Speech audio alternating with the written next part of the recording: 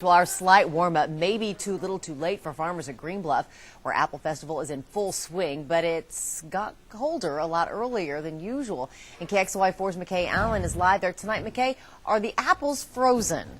Well, that depends on the farm. It depends on the type of apple. It even depends on who you talk to. Now, some people we talked to today said the apples did suffer because of the cold.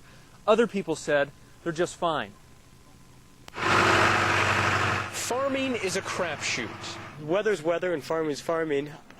Makes it fun to run a business that your number one variable is something you have no control over whatsoever. Our fruit fared very well. At Hidden Acres Farm, Corinne Simchuk says her apples appear to be just fine. We did a test cutting this morning, and we were very happy to find that the apples sustained minimal damage. But not everyone up here was so lucky. The cold weather got the apples real cold on the trees. It got colder than I thought it was going to get here. At Harvest House, the cold hit the apples. I had 11 degrees on the patio of my house, but in the orchard I had 16.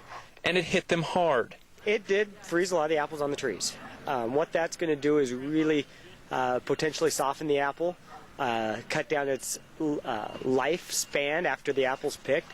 Luckily, Todd Beck says he knew the cold was coming and last week started picking. Yeah, we tried to pick as many apples as we could and get as many apples into the store before the real cold weather hit. And even though we couldn't save everything, there are still apples, good apples, to pick. Fruit, so I'm going to be as honest and upfront with you as I can. They did freeze. There is going to be a little bit of damage. They're still great to enjoy, but just keep that in mind as you're going through. I don't want anyone to go home with something and then not be happy with what they have.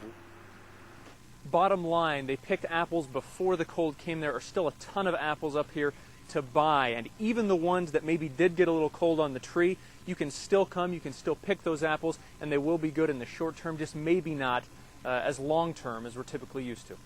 Reporting live in Greenbluff, McKay Allen, KXLY4 HD News.